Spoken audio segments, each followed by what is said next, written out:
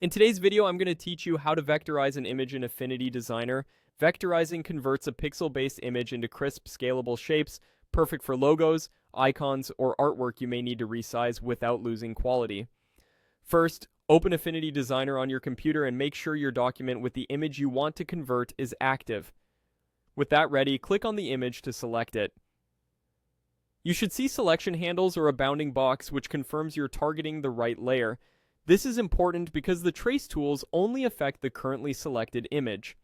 Next, look to the top of the interface and click Vector. This area houses the tools dedicated to working with vector shapes. From there, choose Image Trace.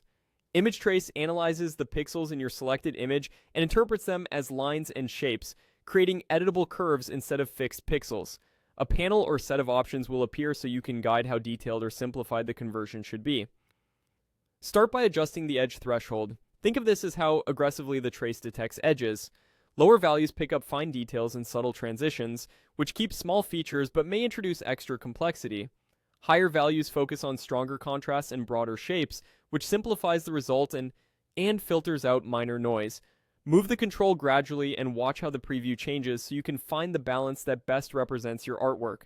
Then refine the curve fitting tolerance. This setting controls how closely the resulting paths follow the original shapes.